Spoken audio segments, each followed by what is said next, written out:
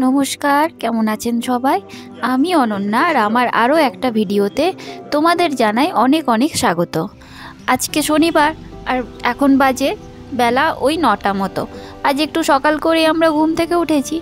আর ব্যাঙ্গালোরে সকাল 9টার পরিবেশ দেখছো কেমন, ঠিক যেন মনে হচ্ছে ভোর 7টা বাজে।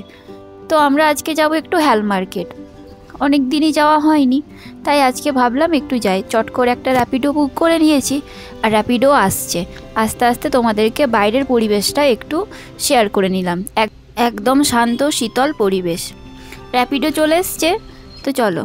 আমাদের বাজার করা কমপ্লিট, হ্যাল মার্কেট চলেও এসেছিলাম, কিন্তু এতটা ভিড় ছিল যার ভিডিও করতে পারিনি।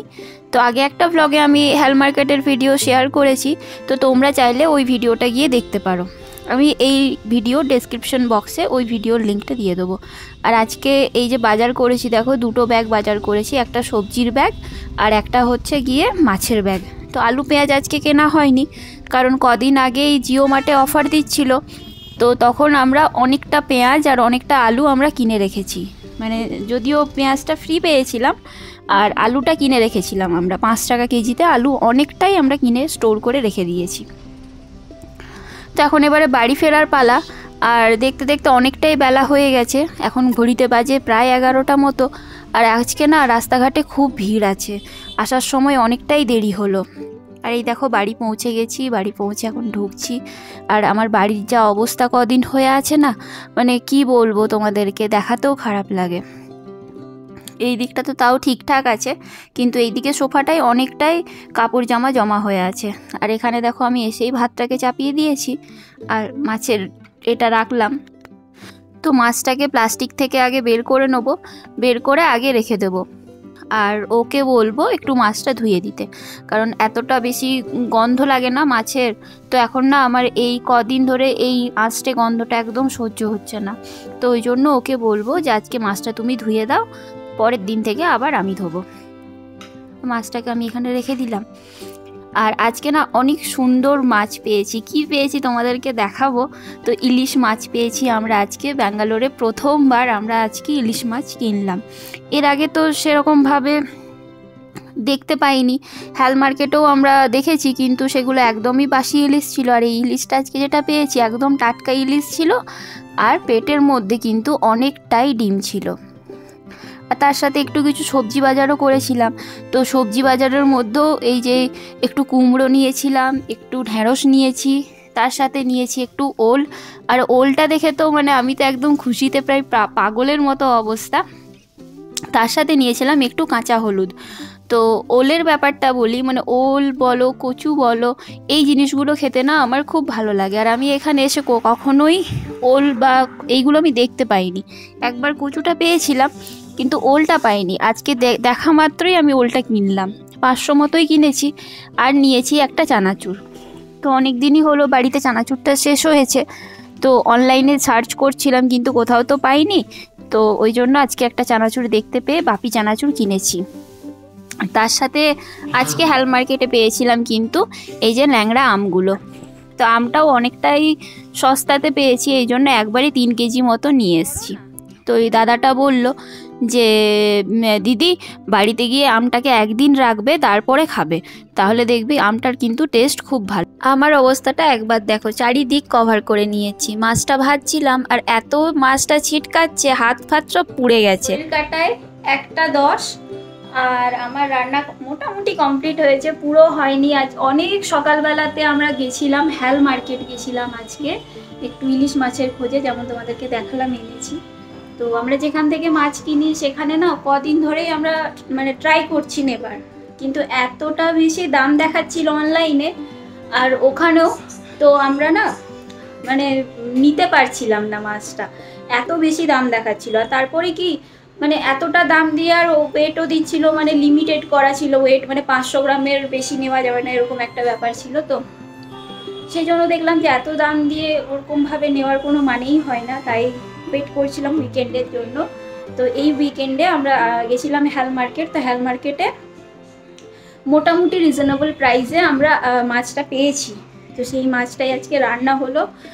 আর বাইরে এত বেশি ট্রাফিক ছিল আজকে যে অন্যদিন যেখানে আমাদের বাড়ি থেকে হ্যাল মার্কেট লাগে 25 মিনিটস মতো, তো সেটা আজকে প্রায় 1 ঘন্টা 15 মিনিট মতো লাগলো যাওয়ার সময়, আসার সময় 1.5 ঘন্টার বেশি লেগে গেল। মানে এত বেশি ট্রাফিক ছিল, ওই জন্য দেরি হয়ে গেল আজকে।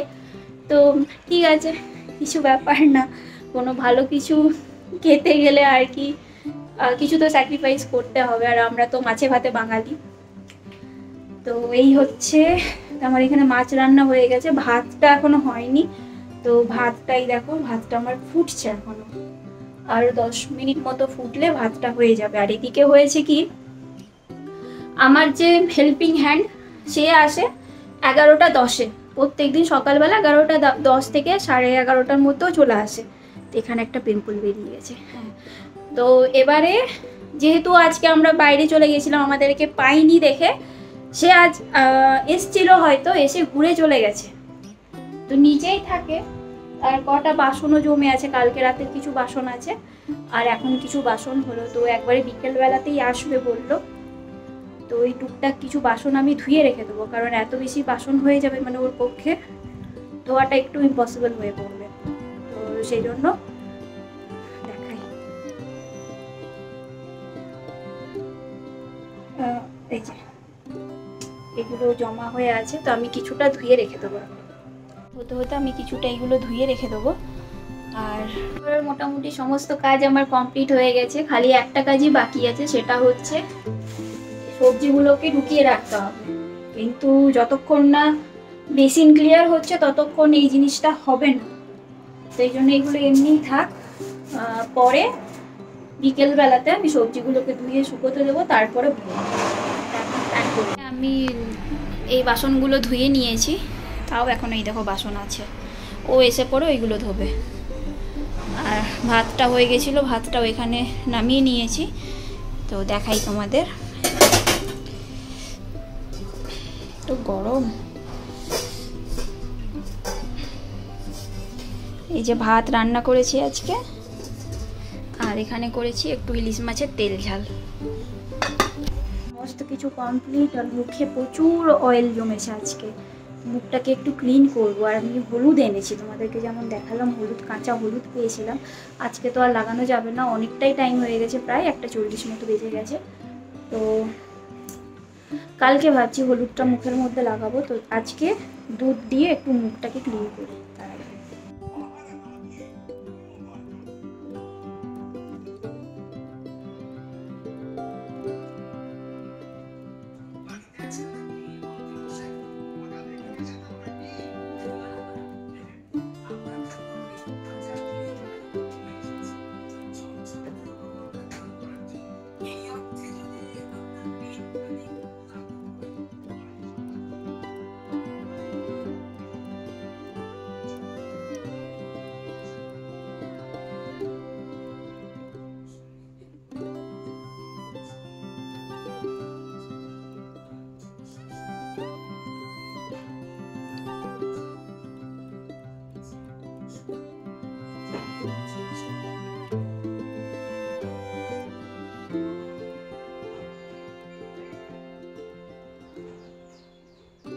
বুঝতে পারবে কিনা জানি না, অনেকটা মানে কতটা তেল জমা হয়েছে দেখো, মানে অনেকটাই তেল পড়েছিল। এবার আমি গিয়ে স্নানটা করে নেব। ওর স্নান হয়ে গেল, বেরিয়ে গেছে, আর আমি স্নানটা করব। বিকেলবেলাতে যাব একটু ঘুরতে। তো কোথায় যাব সেটা তো বলবোই তোমাদেরকে, যেতে যেতেই বলবো। তো হ্যাঁ, ভিডিওটাকে কিন্তু স্কিপ না করে দেখো। Good afternoon everyone. আর আমি রেডি হয়ে গেছি, যেমন বললাম আজকে বিকেল একটা জায়গা যাওয়ার ছিল, তো সেখানে যাবার জন্য। আর ঘড়ির কাঁটায় বাজে এখন 4টে মতো। একটু তাড়াতাড়ি বেরোবো, কারণ যে জায়গায় যাচ্ছি সেই জায়গাটা 5:30টার মধ্যে বন্ধ হয়ে যায়। তো চলো এবার তাহলে বেরোনো যাক। আমি নিচে চলে এসেছি আর ও এলো সিঁড়ি দিয়ে। ঝটপট একটা র্যাপিডো বুক করে আমরা বেরিয়ে পড়লাম। আমরা আজকে যাচ্ছি ব্যাঙ্গালোর প্যালেস, কিন্তু রাস্তাতে এতটা বেশি ট্রাফিক আজকে, আর বাইরে এতটাই মেঘ করেছে, তো জানি না টাইমে পৌঁছতে পারবো কি না। 5:30টায় প্যালেসটা বন্ধ হয়ে যায়, তো 5:30টার আগে আমাদেরকে ওখানে ঢুকতে হবে, তবে গিয়ে আমরা ওই প্যালেসটা দেখতে পাবো।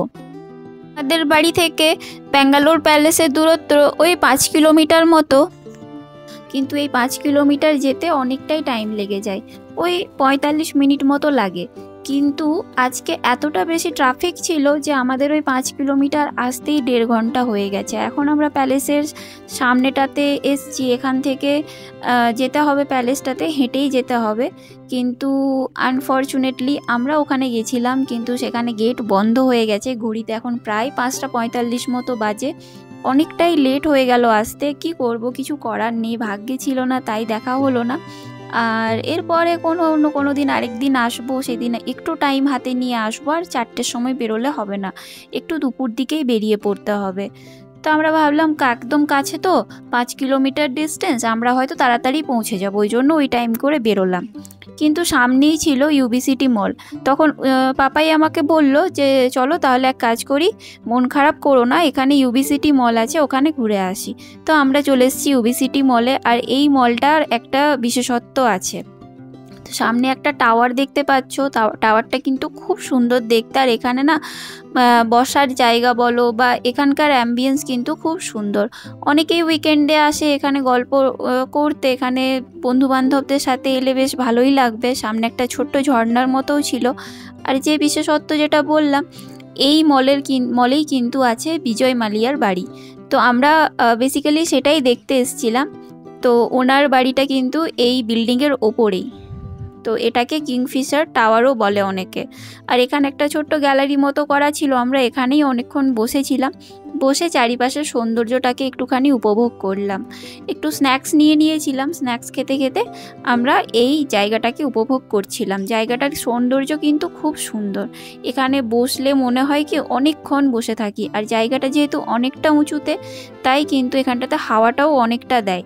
দেখে মনে হচ্ছে জায়গাটা একদমই মানে সমতলের মধ্যে, কিন্তু একদম সমতলের মধ্যে না, আমাদেরকে প্রায় 3-4টে এসকেলেটর ভেঙে ওপরে উঠে আসতে হয়েছে। প্রায় 4 তলার ওপরে ধরতে পারো তোমরা। ওই দূরে রাস্তাটাও দেখা যাচ্ছে যেখানে বাসগুলো চলাচল করছিল, গাড়িগুলো।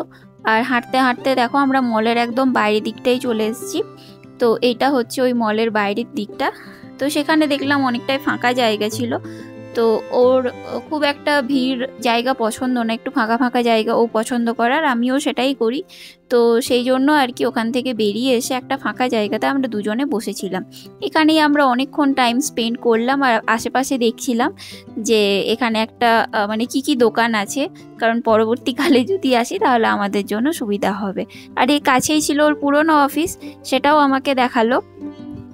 তো আজকে তাহলে এই পর্যন্তই।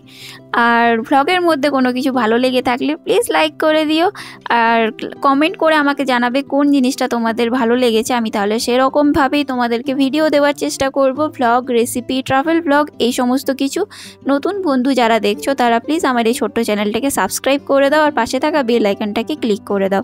আজ তবে আসি, ভালো থেকো, সুস্থ থেকো, হাসতে